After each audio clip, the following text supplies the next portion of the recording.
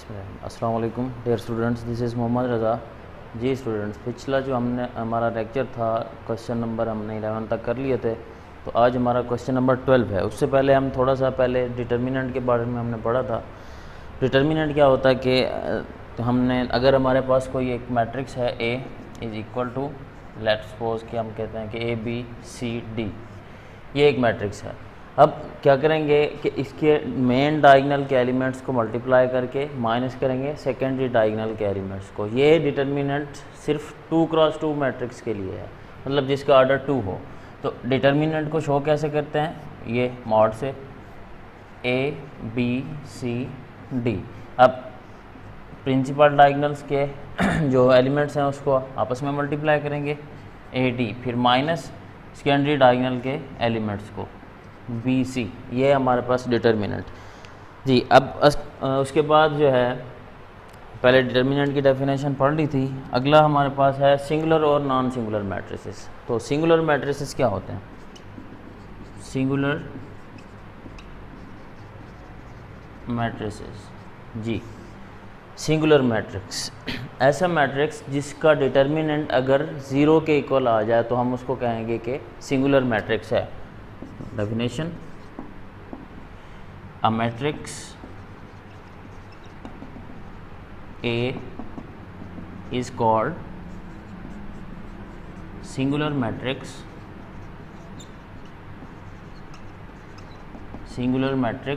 if determinant of A is equal to 0। अगर किसी matrix का डिटर्मिनेंट 0 आ जाता है तो हम उसको कहेंगे कि सिंगुलर मैट्रिक्स है। इसी तरह से अगर नॉन सिंगुलर की बात करें तो नॉन सिंगुलर मैट्रिक्स जी, अगर किसी मैट्रिक्स का डिटर्मिनेंट 0 के इक्वल ना हो तो उसको हम नॉन सिंगुलर मैट्रिक्स कहेंगे। A matrix A is called non singular if determinant of A is not is equal to 0। अगर किसी मैट्रिक्स का डिटर्मिनेंट 0 के इक्वल नहीं आता तो हम उसको कहेंगे कि ये नॉन सिंगुलर है। उसके बाद अगला जो है अर्जाइंट। अब अर्जाइंट पिछली क्लासेस में आपने छोटी क्लासेस में पढ़ा हुआ है। अर्जाइंट किसको कहते हैं? अर्जाइंट ऑफ मैट्रिक्स जी। अगर हमारे पास एक मैट्रिक्स है A, फॉर एग्जांपल कोई एग्जांपल ले लेते हैं भाई ABCD जी। अब इसका हमने लेना है अर्जाइंट। अर्जाइंट में क्या करेंगे कि प्रिंसिपल डायगोनल के एलिमेंट्स को आपस में इंटरचेंज कर देंगे। इन एलिमेंट्स को आपस में इंटरचेंज कर देना है। इनमें क्या करना है, हमने इन दोनों के साइन चेंज कर देना है। जैसे अब अर्जाइंट को हम शो इस तरह से करेंगे। अब इसका अर्जाइंट लेना है तो प्रिंसिपल डायगोनल्स के एलिमेंट्स को आपस में चेंज DA और इन दोनों के साइन चेंज। ये हमारे पास अर्जाइंट ऑफ मैट्रिक्स। अब मेन जो चीज़ हमारा क्वेश्चन से रिलेटेड जो हमने पहले करना था, inverse of matrix ji.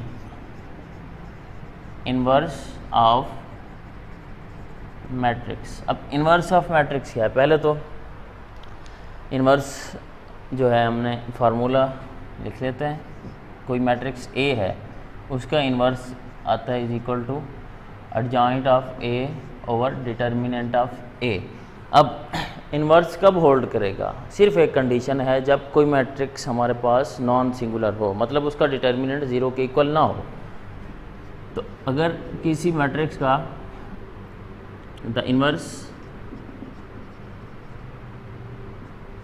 of matrix holds if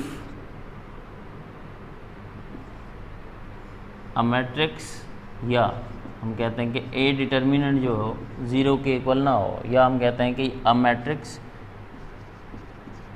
is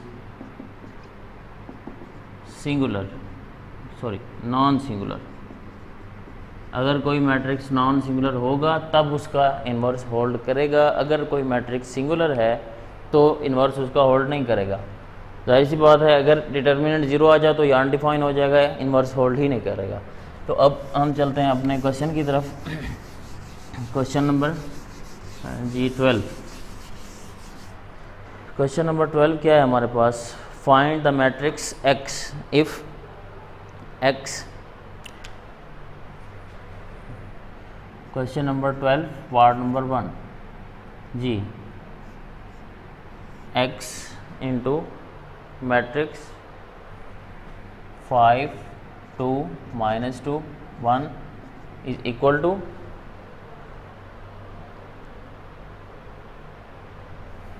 -1 5 12 3 जी। ये हमारा क्वेश्चन है। हमने क्या फाइंड करना है? यहाँ पे x को फाइंड करना है। अब क्या करते हैं हम, इसको हम लेट कर लेते हैं। ये प्रीवियस क्लासेस में आपने किया हुआ है, पिछली क्लासेस छोटी क्लासेस का है। इसको हम a कह देते हैं, एक को हम b कह देते हैं। Let suppose a is equal to 5 2 -2 1 and b is equal to -1 5 12 3 जी। इसको हमने a कह दिया, इसको हमने b कह दिया। तो ये इक्वेशन क्या हो जाएगी? x a is equal to b। हमने फाइंड करनी है x की वैल्यू। तो x, इसको अगर उधर ले जाऊंगा तो वहाँ जाके इन्वर्स हो जाएगा। तो अगर x के इस साइड पे कोई मैट्रिक्स है तो b के भी इसी साइड पर रखेंगे, b इंटू a इन्वर्स। तो अब हमने फाइंड करना है x, वो किसके इक्वल है? b into A inverse. तो इसके लिए पहले हमने ए का इन्वर्स फाइंड करना होगा। इन्वर्स फाइंड करने के लिए क्या करेंगे कि पहले फाइंड करेंगे कि जो मैट्रिक्स है ए नॉन सिंगुलर है या सिंगुलर है। तो ए का डिटर्मिनेंट 5 2 -2 1 जी। डिटर्मिनेंट 2 × 2 का कैसे बोलते हैं? इसको इसके साथ मल्टीप्लाई किया, 5 मल्टीप्लाइड बाय 1 -2 मल्टीप्लाइड बाय -2 जी। ये हो जाएगा जी 5 minus plus minus minus plus 4 is equal to 9, जो कि नॉट इज इक्वल टू 0 है। तो डिटर्मिनेंट ऑफ ए हमारे पास क्या आ गया? अगर नॉट 0 के इक्वल नहीं हो तो उसको कहेंगे कि नॉन सिंगुलर है। अगर नॉन सिंगुलर है तो जाहिर सी बात है कि उसका इन्वर्स एग्जिस्ट करेगा। तो जी ए हमारे पास आ गया 9। अब हमने फाइंड करना है इन्वर्स के लिए adjoint. Adjoint of A is equal to जी, ए की वैल्यू जी 5 2 -2 1। अब एडजॉइंट क्या होगा? इसका मेन डायगोनल एलिमेंट्स को इंटरचेंज करेंगे आपस में और इन दोनों के जो है हमने साइन चेंज करना है। तो ये आएगा जी एडजॉइंट ऑफ ए। तो इन्वर्स ऑफ ए फाइंड करना था, इसको इक्वेशन नंबर 1 कह दें। हमने इन्वर्स ए का फाइंड करना था, उसके लिए हमने उसका डिटर्मिनेंट भी फाइंड किया और एडजॉइंट भी फाइंड किया। अब inverse of A is equal to adjoint of A over determinant of A जी। एडजॉइंट ऑफ ए हमारे पास क्या था? अभी हमने फाइंड किया। तो 1 -2 2 5 ओवर डिटर्मिनेंट ऑफ ए 9। तो ये हमने लिख दिया 9। तो ये आ गया जी इन्वर्स ऑफ ए। अब हमने फाइंड करना था x। तो x क्या है? From equation number 1, from equation number 1 x is equal to b into A inverse. अब इन दोनों की जगह पे यहाँ पे हम फिलहाल ये 9 को अंदर जो है डिवाइड नहीं करते, क्योंकि अगर मल्टीप्लिकेशन है, मल्टीप्लिकेशन पे थोड़ा सा फिर जो है कन्फ्यूजन हो जाएगी। तो अभी इसको बाहर ही रहने दें। क्लास में आके हम लोग जो है इसको मल्टीप्लाई कर देंगे जी। x is equal to b। b की वैल्यू क्या है? ये हमने कहा था कि b ये है, ये वाला matrix. -1 5 12 3 into A inverse. A inverse हमने फाइंड किया ये 1 -2 2 5 ओवर 9 जी। 9 को भी बाहर ही ले लेते हैं, 1/9 आ जाएगा ये। -1 5 12 3 और जी 1 -2 2 5 ये आ गया। अब सिंपल मल्टीप्लिकेशन करनी है, तो मल्टीप्लिकेशन का रूल आपको पता है क्या करना था कि फर्स्ट रो फर्स्ट कॉलम के साथ, तो पहला एलिमेंट पहले एलिमेंट के साथ मल्टीप्लाई होगा, -1 मल्टीप्लाइड बाय 1 ये आता है जी -1, फिर प्लस फार्मूले में जो है 5 मल्टीप्लाइड बाय 2 10, फिर first row second column -1 multiplied by -2 +2 plus फार्मूले वाला 5 मल्टीप्लाइड बाय 5 25 जी 12 multiplied by 1 12 plus 3 multiplied by 2 6 -24 plus 3 multiplied by 5 15, ये आ गया जी 1/9 9 2 + 25 27 18 -9।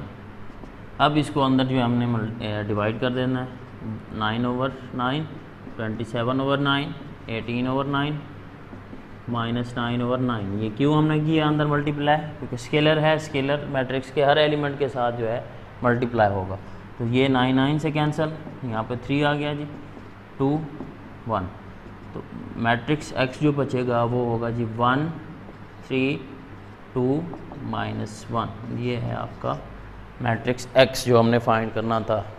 अब अगला जो क्वेश्चन है बिल्कुल इसी तरह से सेम हमारे पास है, तो दूसरा पार्ट आप लोग खुद करोगे जी। उसके बाद क्वेश्चन नंबर है 13। क्वेश्चन नंबर 13 क्या है?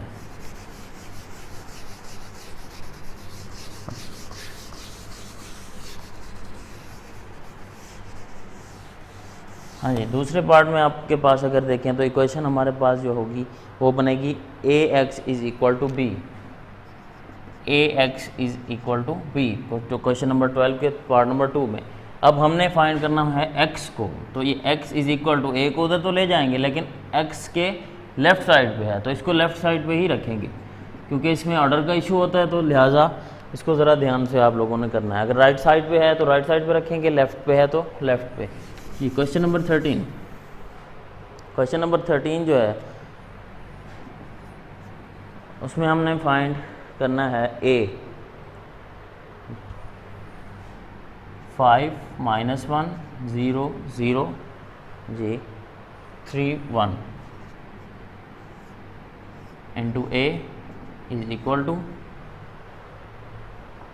2 -1 2 -1 जी सॉरी 3 -7 सॉरी 3 -7 0 0, उसके बाद है जी 7 2 जी। हमने फाइंड करना है a की वैल्यू। अब यहाँ पे देखें तो 2 ज़ीरोज़ यहाँ पे हमारे पास आ गए हैं, अगर हम उसको उधर ले जाते हैं तो थोड़ा सा इश्यू हो सकता है, लिहाजा हम क्या करेंगे यहाँ पे सपोज कर लेंगे कि a जो है हमारे पास इक्वल है a b, बिल्कुल इसी तरह से जैसे ये मैट्रिक्स है 0 0 c d। हमने इसको ये लेट कर दिया, इसमें पुट कर दें 5 -1 0 0 3 1 जी a b 0 0 c d।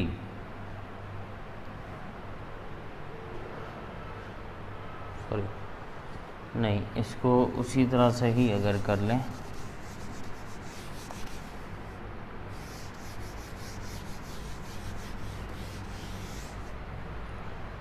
चलो उसी तरह से कर लें। लेट्स सपोज करेंगे ये हमारे पास 0 को यहाँ से स्किप कर देंगे 5 -1 3 1 a = 3 -1 7 2 जी। ये हमारे पास आ गया मैट्रिक्स उसी फॉर्म में, सिर्फ यहाँ पे x की जगह पे a आ गया।